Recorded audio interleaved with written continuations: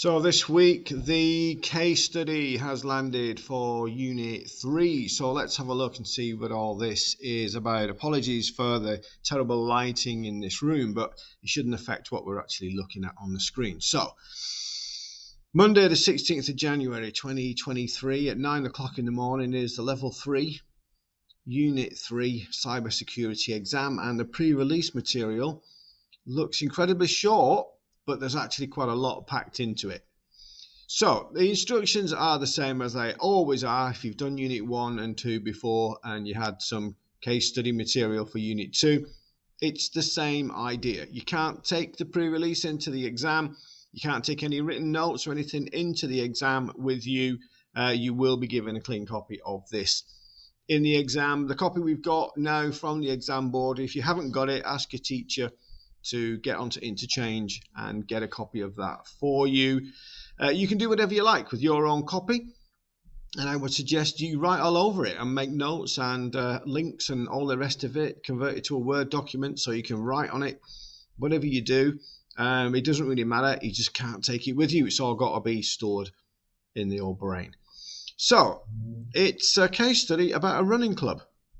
It tells us about a lady called Mia, who is the membership and web officer for the Triangle Harriers Running Club, and they have 400 members. Membership, well, it says they complete an online form, so on a website. They join the running club and it stores their name, address, contact number, credit card, bank details, email address, health information, and any previous running experience. Then we're told the information from the online form is stored on a USB drive, which is conveniently plugged into the back of Mia's router. The email address is used to send out a weekly newsletter that is edited also by Mia. Tells us that Mia has set up an old laptop to function as a web server. Not a terrible idea. People do this all the time. The laptop is plugged directly into the router and is managed from an app on Mia's phone. Okay, great. The website for Triangle Harriers is stored on this old laptop. As a web officer, Mia is responsible for updating and editing the content of the website. The software on the laptop has not been updated for some time.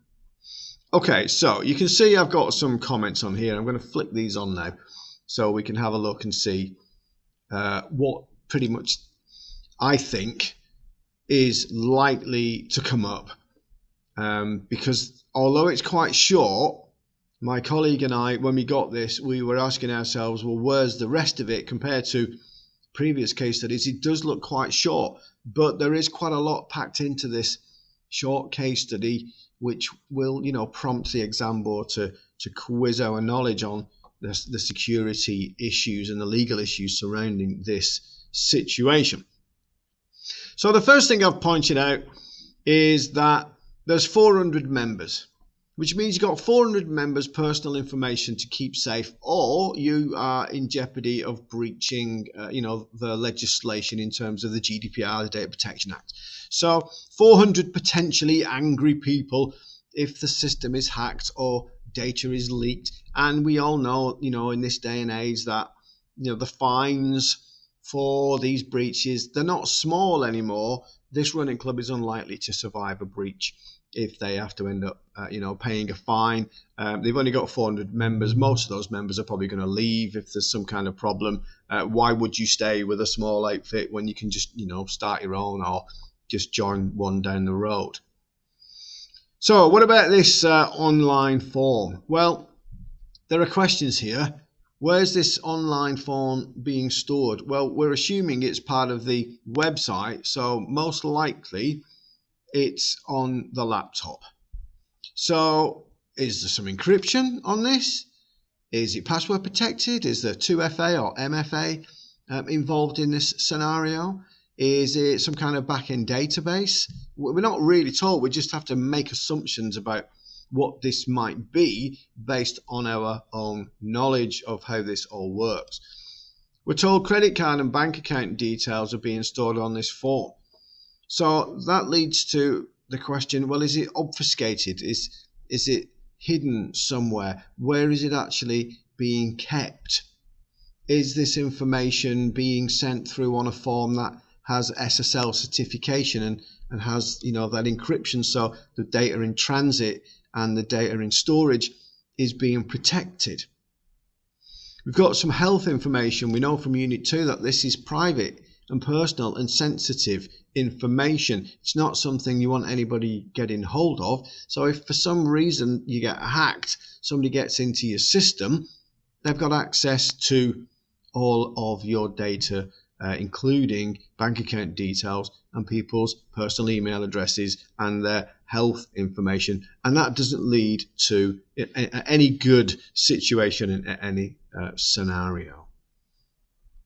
We're told that this USB is plugged in the back of Mia's router. Now, the last time I looked, no router, home router, has any kind of support for encryption. So if you encrypt that USB drive on your Windows or your Mac or your Linux machine and you then plug that into your router, the chances are the router's not going to understand the encryption. It's not going to let you get at the contents of it. So what we've got here then is a form stored on a USB drive on a router that is encrypted, and anybody who gets access to that network is immediately getting access to what is essentially a basic network area storage device. So how secure is that going to be, really? The next thing we need to ask about this router is, has Mia bothered to change the default administration details, or is it still set as admin and password or whatever comes written on the bottom of the router? Is it an SQL and PHP form that's going on here? Because if it is, then we're susceptible to SQL injection. SQL databases can be password protected. Has that been done? Is it protected from external prying eyes?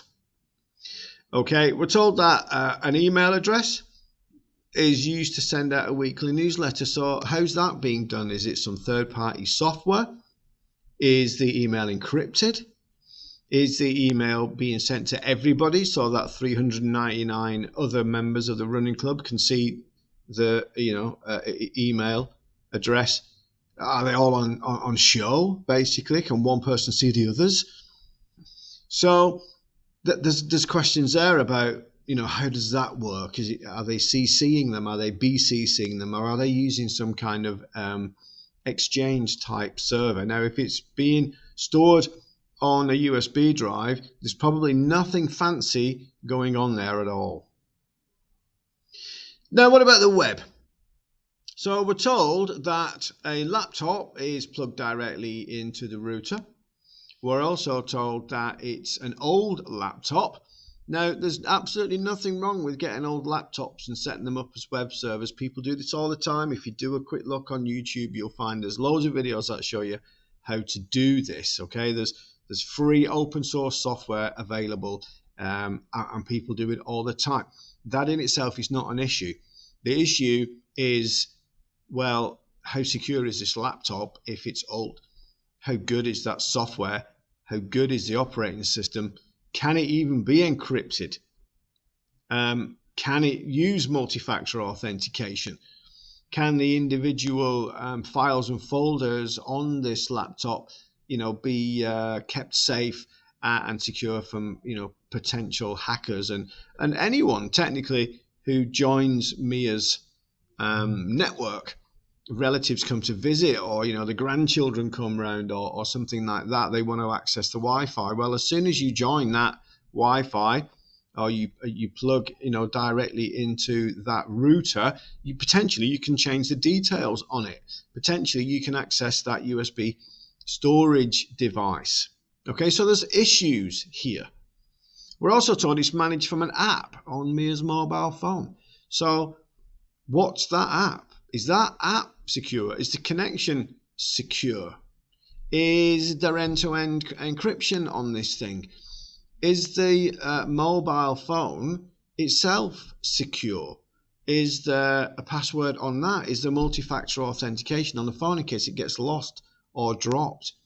The laptop itself is portable. What happens if it gets stolen?